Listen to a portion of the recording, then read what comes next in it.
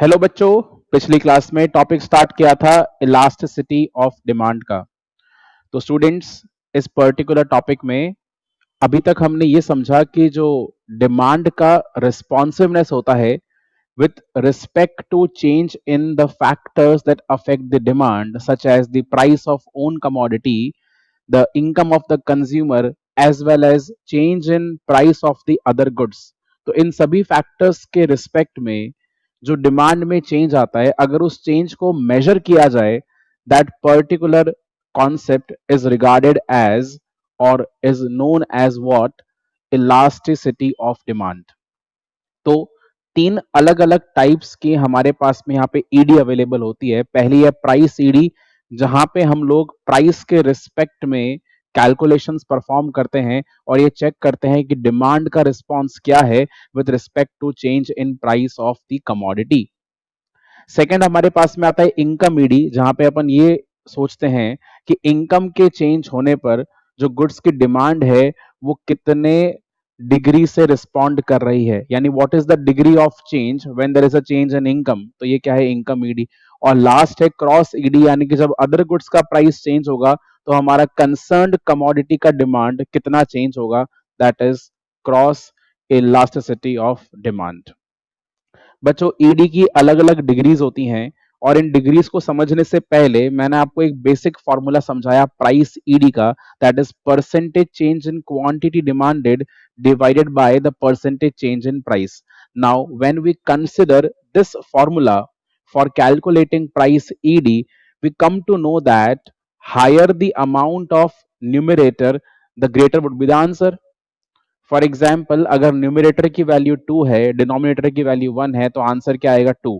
यानी ये जो डिग्रीज हैं वो मैं इस फॉर्मूले के बेसिस पर निकाल सकता हूं। और डिग्रीज कैसी कैसी हो सकती हैं, या तो मोर देन 1 होगा, या लेस देन 1 होगा, या इक्वल टू 1 होगा, या फिर 0 होगा, या फिर इनफाइनाइट होगा आंसर। तो ये 5 तरह के डिग्रीज पॉसिबल हैं और इसी का अपन डिटेल में डिस्कशन कर रहे थे विद देयर डायग्राम्स। बच्चों, फॉर्मूले के अंदर एक नेगेटिव साइन भी दिया गया। वो नेगेटिव साइन क्यों दिया गया? Just to indicate an inverse relationship between the price and quantity demanded.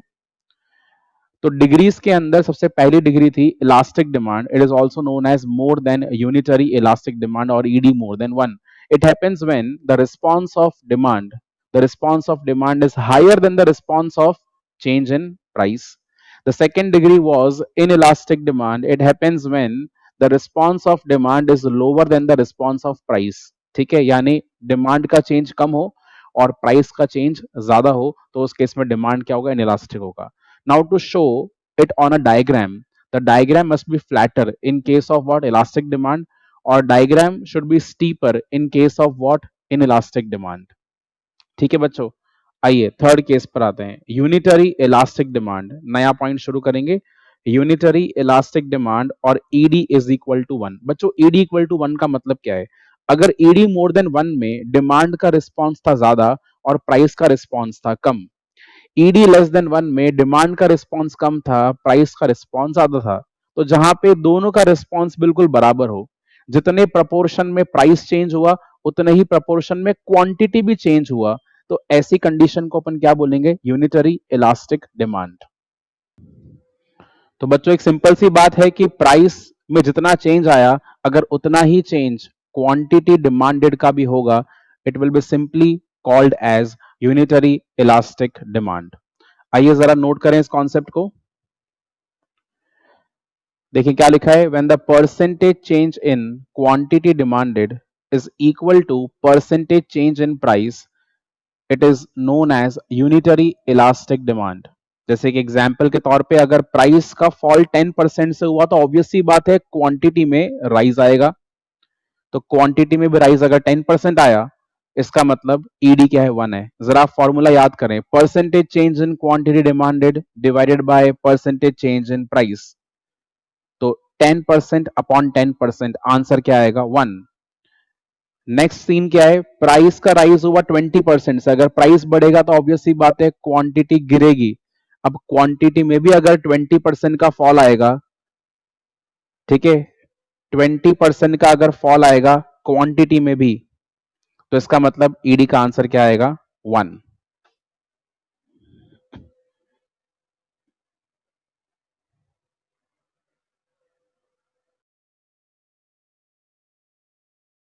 बच्चों नोट करें इसको, फिर हम डायग्राम के थ्रू समझेंगे।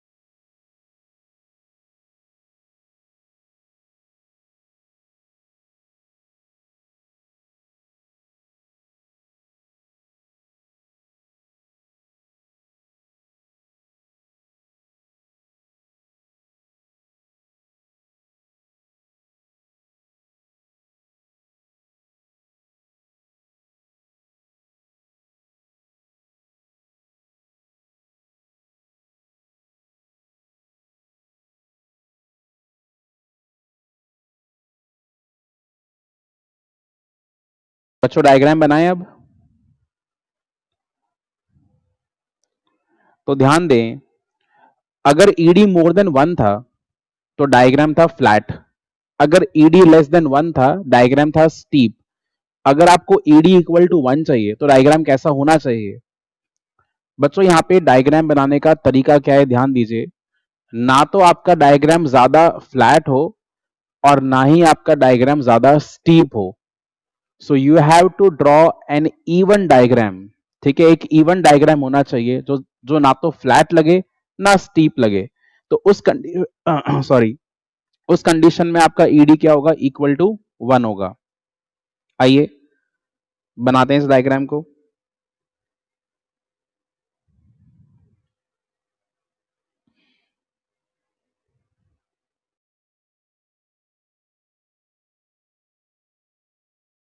एक्सेस मार्क कर दीजिए, प्राइस एंड क्वांटिटी डिमांडेड। देखना अब मैं कर्व कैसे बना रहा हूं। It is neither steep neither flat. ठीक है, ये कर्व बिल्कुल इवन है, ना तो ज्यादा स्टीप है ना ज्यादा फ्लैट है। और ये प्रूव करने के लिए कि ईडी इक्वल टू 1 आएगा, हम यहाँ पे कुछ पॉइंट्स मार्क करेंगे जैसे पिछले डायग्राम्स के अंदर मार्क करे थे। This is my original price OP with original quantity OQ. बच्चों original price OP with original quantity OQ. Price में कुछ चेंज करते हैं। देखिए प्राइस यहां पे कम हो गया, लेट अस से प्राइस ओपी से ओपी 1 हुआ। ऑफ कोर्स अगर प्राइस कम होगा तो क्वांटिटी में इंक्रीज आएगा। आई थिंक आपको खुद को डिफरेंस समझ में आ रहा है। जितना चेंज यहां पे प्राइस में हुआ है उतना ही चेंज आप देखिए एग्जैक्टली क्वांटिटी में है। जितना प्रपोर्शन का चेंज प्राइस में हुआ उतना ही प्रपोर्शन का चेंज क्वांटिटी का भी है। You can measure it as well. अगर आप इसको स्केल से मेजर करेंगे तो जितना गैप आपका PP1 का होगा उतना ही सेम गैप आपका QQ1 का भी आएगा। इसका मतलब क्या हुआ, जितने परसेंटेज से प्राइस गिरा उतने ही परसेंटेज से क्वांटिटी बढ़ गया, क्योंकि दोनों का चेंज सेम है। That is why ED is equal to 1। So the curve is neither more steeper, it is neither more flatter, it is an even curve. ठीक है, यूनिफॉर्म कर्व है एक। तो हम यहाँ पे लिख देते हैं here ED is equal to 1, साथ में आप भी नोट करते जाएं। Here ED is equal to 1 because the change in quantity demanded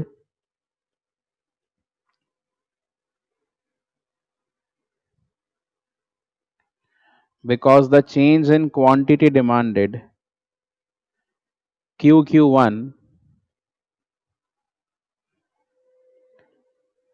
is the same as change in price PP1। जितना चेंज क्वांटिटी डिमांडेड का था उतना ही चेंज प्राइस का भी है। डायग्राम कॉपी कर लो बच्चों जल्दी से। इसके बाद हमें 2 डिग्रीज अभी और कवर करनी है। ED is equal to infinite and ED is equal to 0। आपको मैंने बताया कि 5 डिग्रीज यहाँ पे पॉसिबल हैं।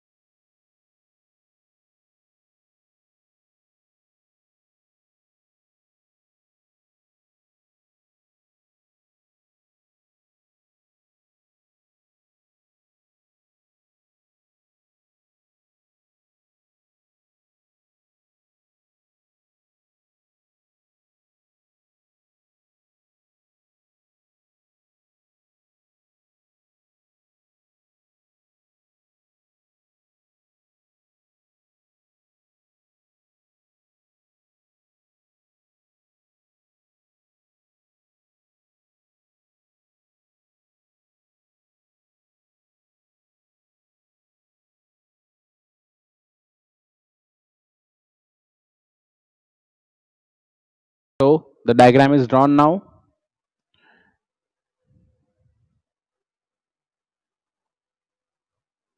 नेक्स्ट डिग्री देखेंगे बच्चों, fourth one, perfectly elastic demand और ED is equal to infinite.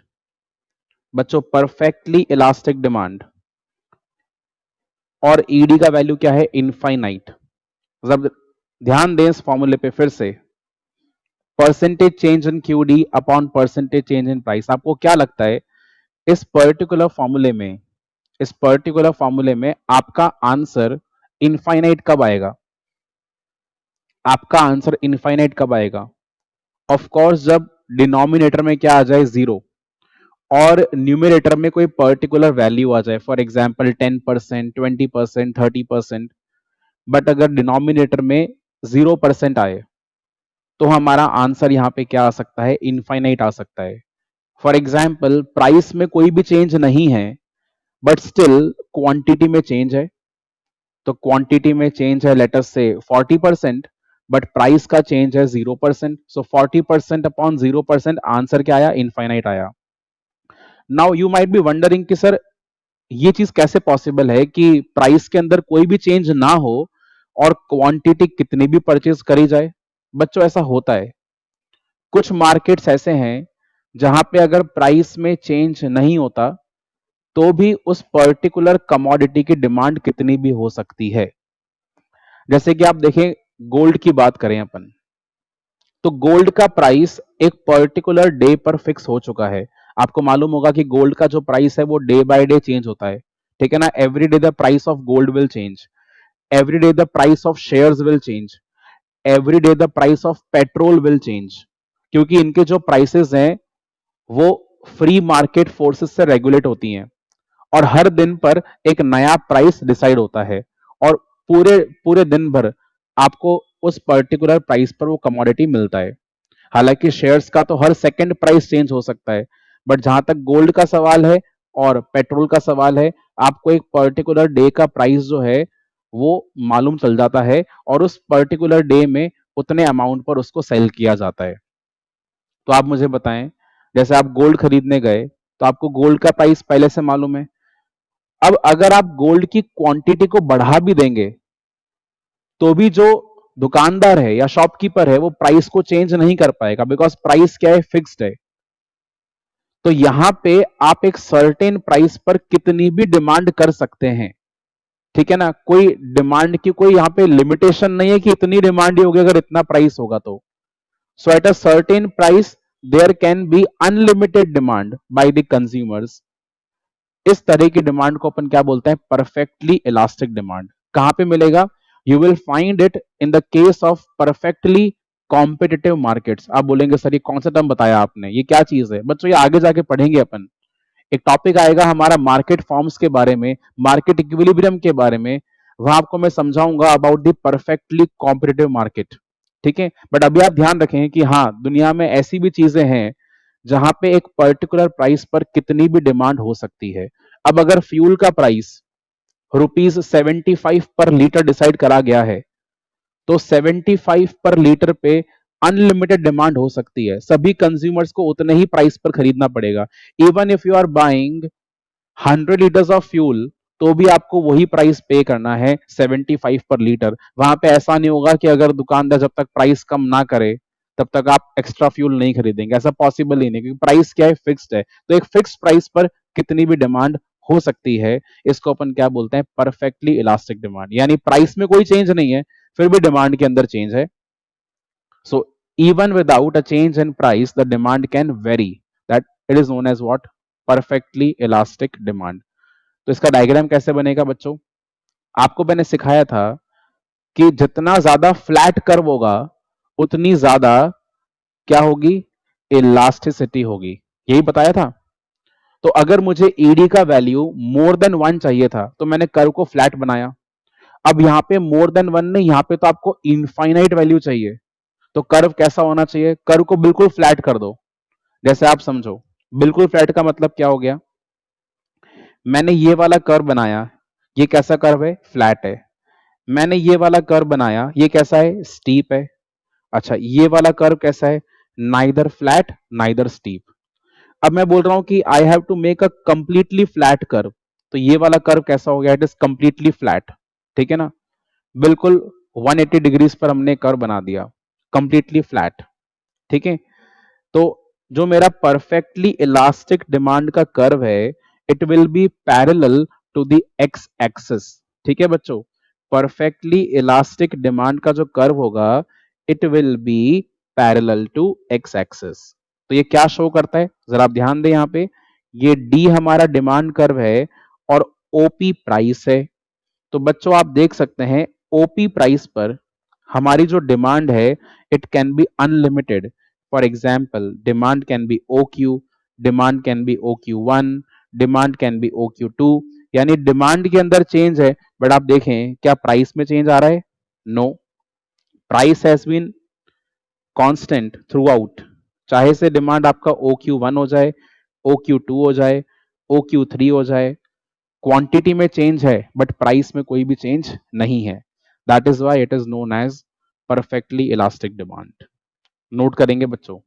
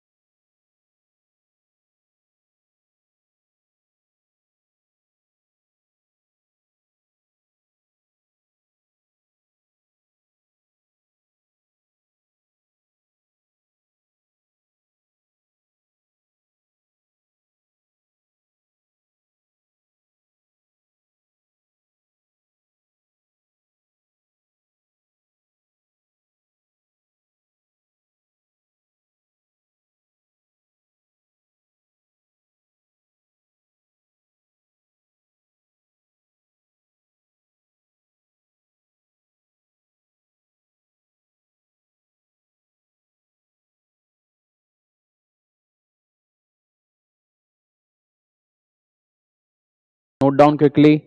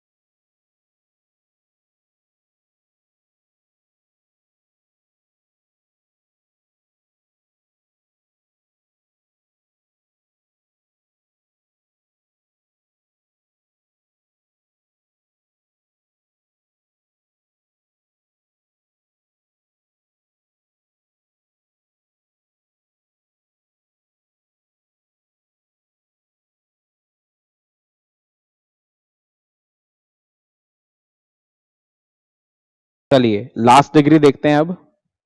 That is perfectly inelastic demand और ED is equal to zero. Now this is exactly the opposite of this particular situation. यहां पे आपका price fixed है but demand unlimited है. Now imagine a condition where demand is fixed but the price can be unlimited. यानी अगर मैं फिर से इस फॉर्मूले को ऑब्जर्व करूं तो percentage change in Q D upon percentage change in price, when will this answer give me a zero value. मतलब यहां पे जब मैं फॉर्मूला अप्लाई करूंगा तो जीरो वैल्यू कब आएगा? अगर न्यूमरेटर में जीरो हो और प्राइस की कोई सर्टेन वैल्यू हो जाए 10%, 20%, 30%, तो आंसर क्या आ जाएगा? जीरो आ जाएगा. तो चेंज इन क्यूडी है 0%, but change in price is approximately 10%, 20%, 30%. तो 0/10% answer will be exactly zero. यानी प्राइस के अंदर चेंज है बट डिमांड के अंदर कोई भी चेंज नहीं है.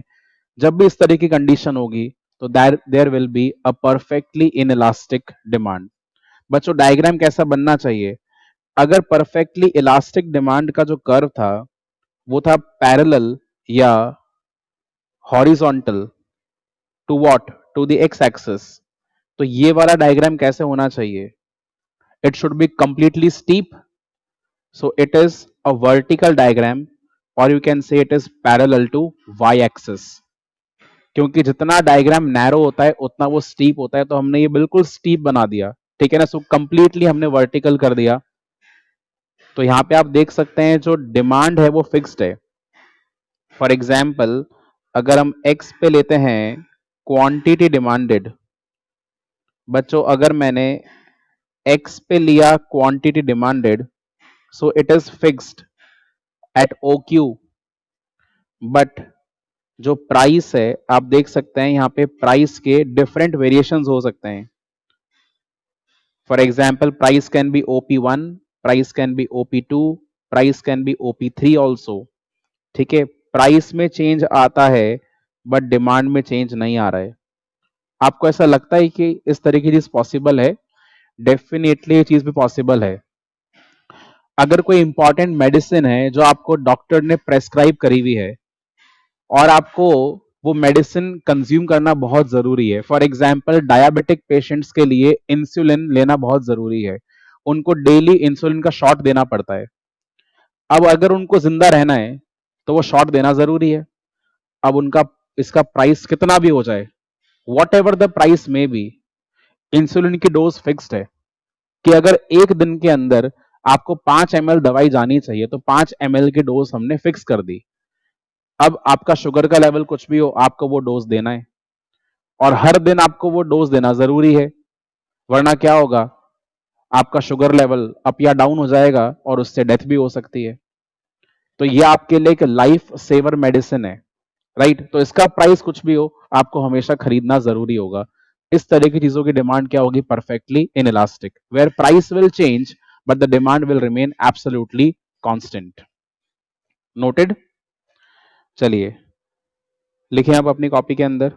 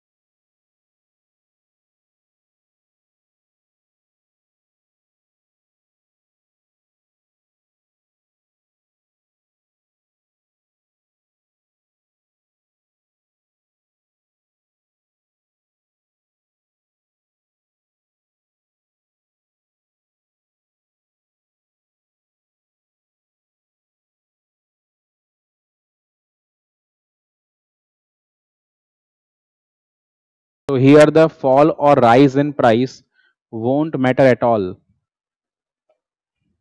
प्राइस बढ़ भी गया तो भी कोई फर्क नहीं पड़ेगा, प्राइस कम भी हो गया तो भी कोई फर्क नहीं पड़ेगा, आपको वो कमोडिटी परचेज करना ही है।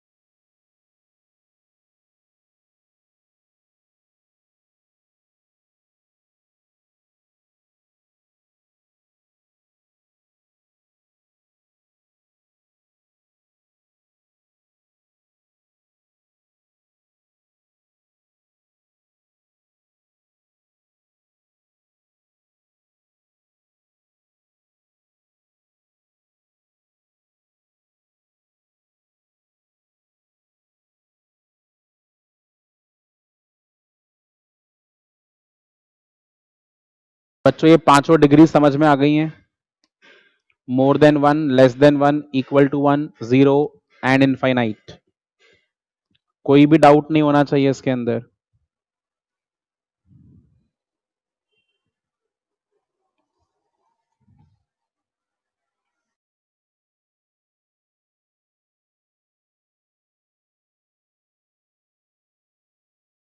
Okay, moving on to the next topic.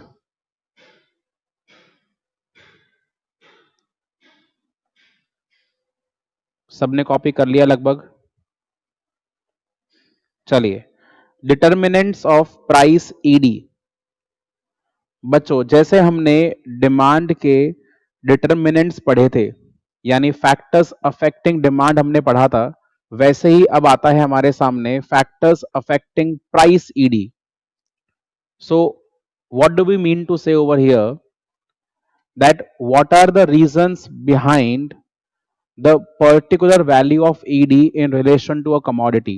यानी अगर आप बोलते हैं कि यहाँ पे ईडी वन है या ईडी मोर देन वन है या ईडी लेस देन वन है, तो इसके पीछे रीजंस क्या हो सकते हैं? तो बहुत सारे यहाँ पे रीजंस हैं, हम एक एक रीजन को क्रिटिकली एनालाइज करेंगे और फिर उसके बाद आप एक साथ इसको कॉपी कर लेना। ध्यान दे बच्चों, पहला रीजन क्या आ रहा है? Nature of the commodity. Now commodity के नेचर से आप आइडेंटिफाई कर सकते हैं उसका ईडी। कैसे करेंगे identify?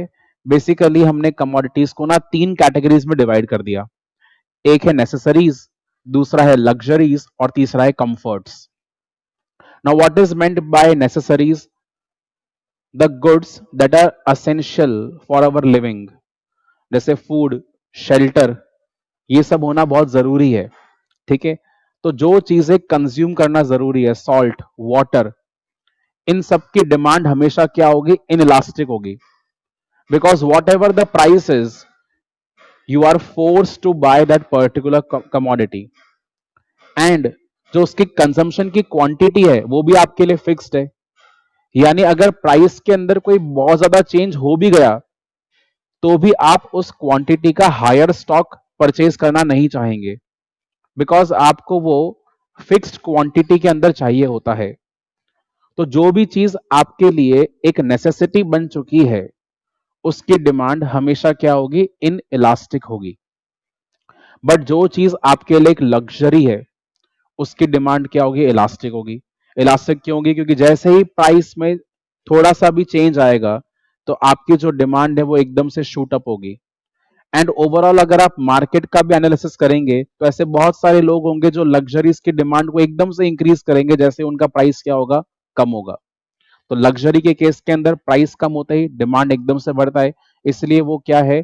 ED more than one की कैटेगरी में है। But in the case of necessity, अगर प्राइस कम भी हो जाता है तो ओवरऑल मार्केट डिमांड पे इतना इंपैक्ट नहीं आता। क्यों? बिकॉज प्राइस कम हो या ज्यादा हो वो खरीदना वैसे भी जरूरी था। तो वहां पे ईडी क्या होगा, लेस देन 1 होगा। इसके बाद में आता है कंफर्ट्स।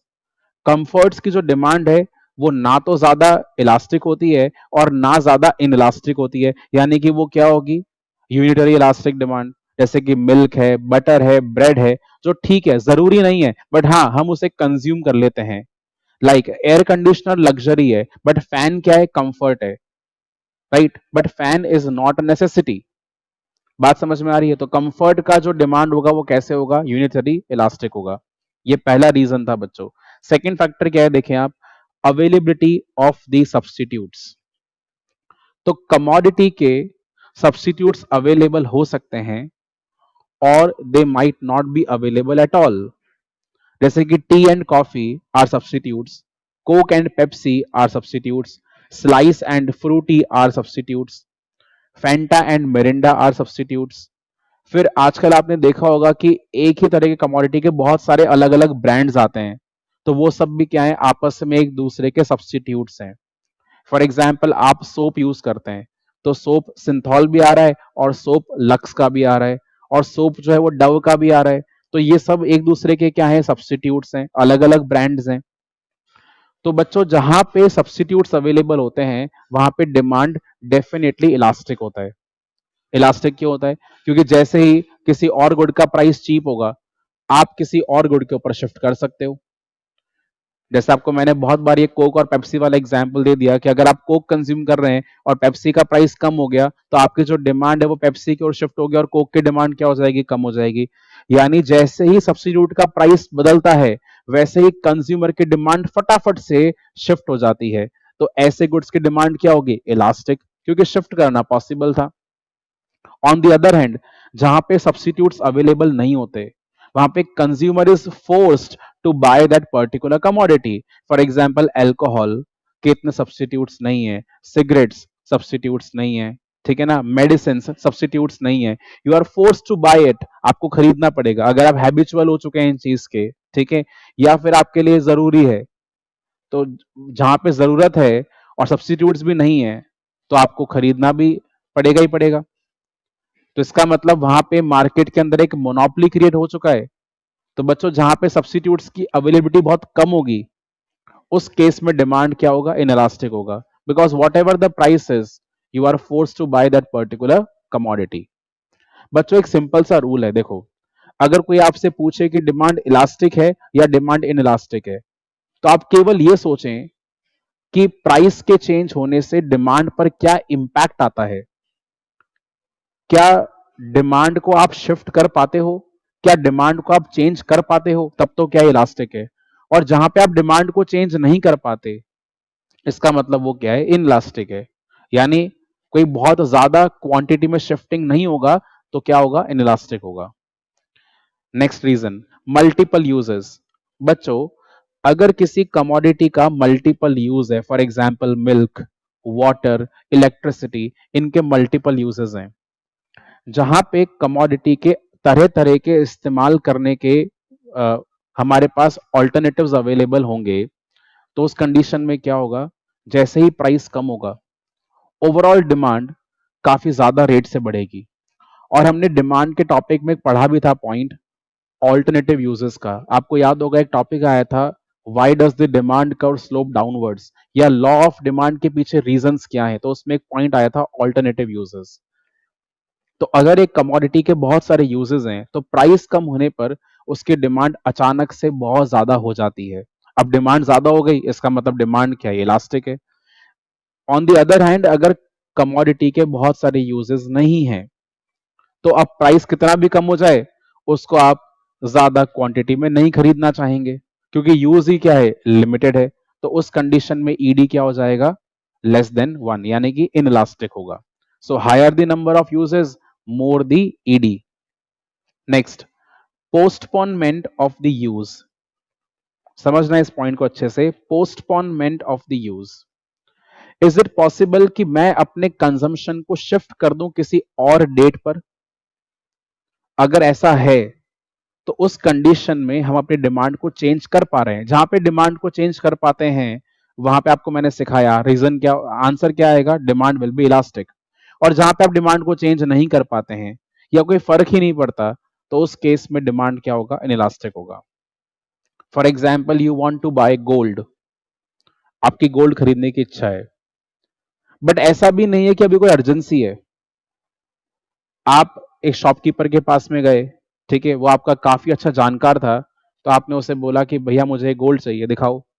उसने आपको ये बोला कि सर एक काम करो, आप अभी मत खरीदो, हमारे पास ऐसे इंटरनल न्यूज है कि आने वाले 15 दिन में जो गोल्ड का दाम है वो कम होने वाला है। तो आपने सोचा कि यार मुझे वैसे भी अभी खरीदना कोई जरूरी था नहीं, मेरी तो ऐसे ही गोल्ड खरीदने की इच्छा हो रही थी, ऐसे मुझे कलेक्शन करना था, तो क्यों ना जब खरीदना ही है तो 15 दिन के बाद सस्ते में आके खरीद लेंगे।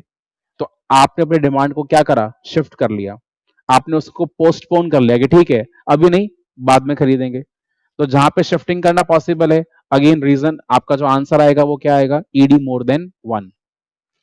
बट अगर कोई कमोडिटी बहुत ही अर्जेंट नेचर की है, अभी खरीदना है, जरूरी है, आपके टीचर ने आपको बोला कि ये जो किताब है वो कल तक सबके पास में अवेलेबल होनी चाहिए, ठीक है, अगर अवेलेबल नहीं होगी तो ये पनिशमेंट मिलेगा, इसका मतलब अब खरीदना जरूरी है, आप उसके यूज को पोस्टपोन नहीं कर सकते, तो कुछ भी प्राइस हो आपके लिए उस किताब को परचेज करना नेसेसरी हो जाएगा।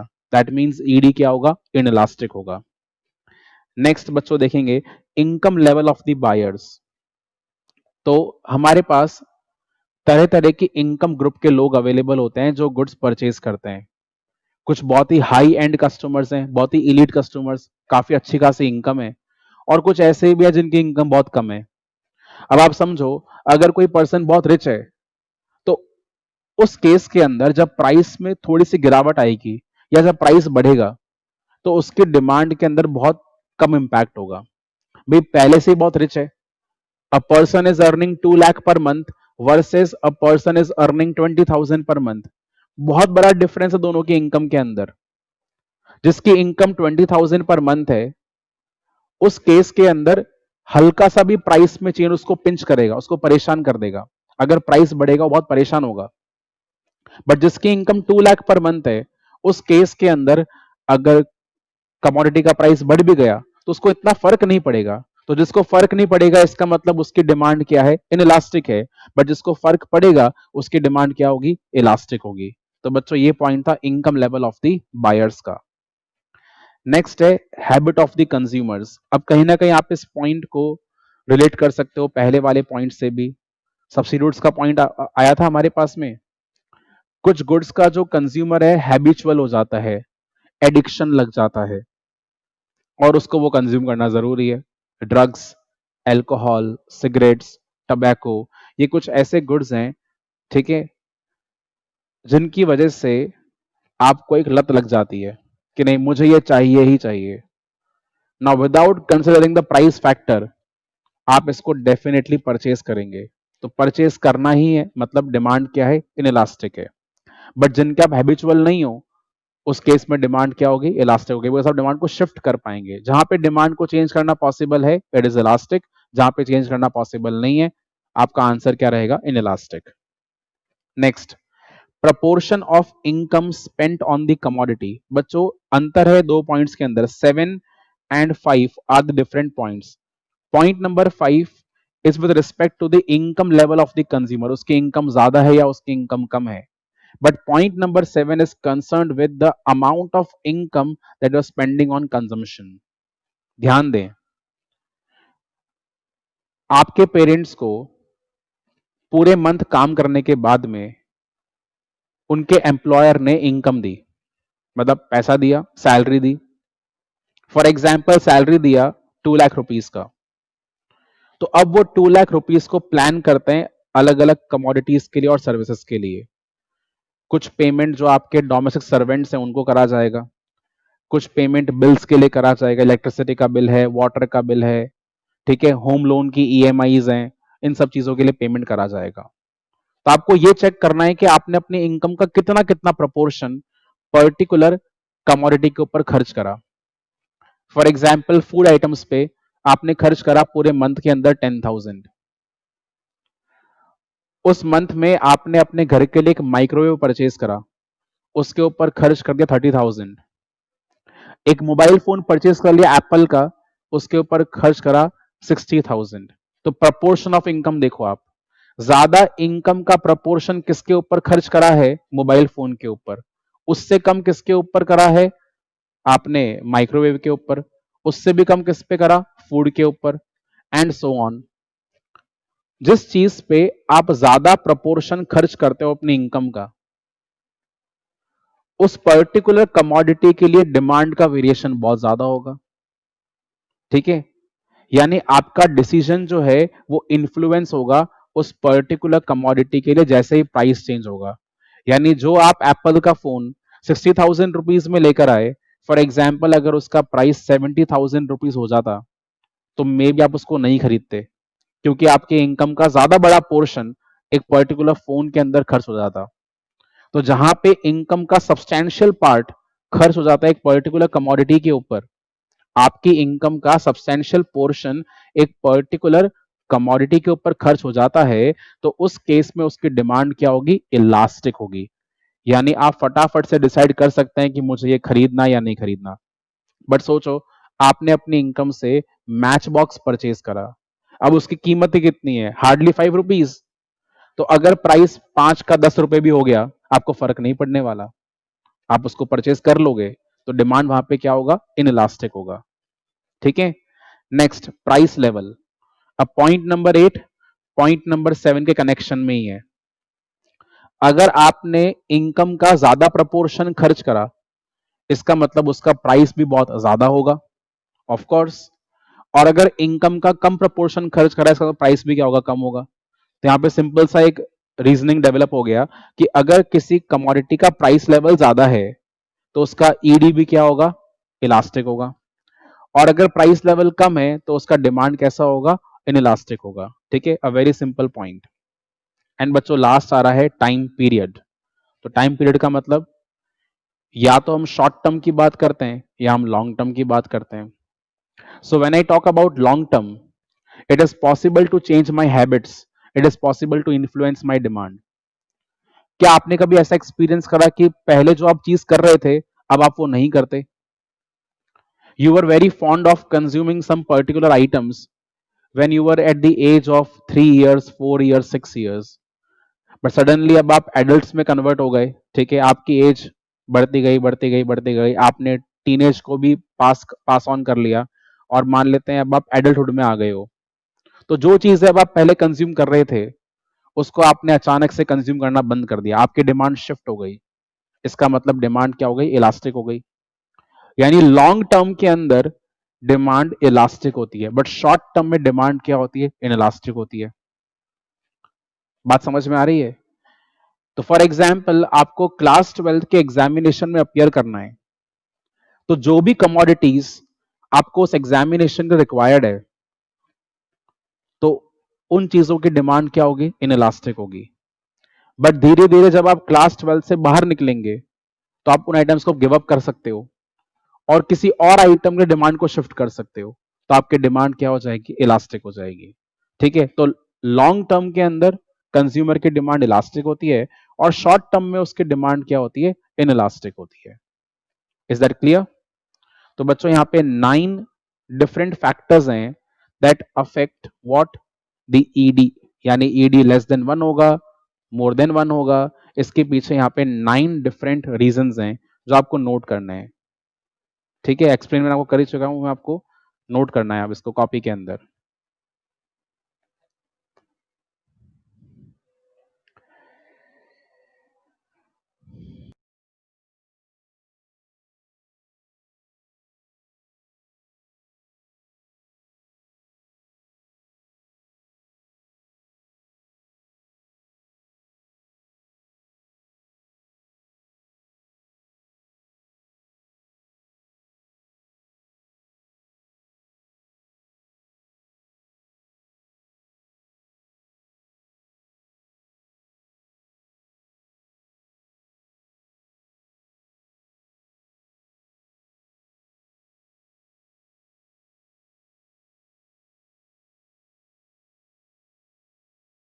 फटाफट से नोट करना, टाइम वेस्ट मत करो बिल्कुल भी।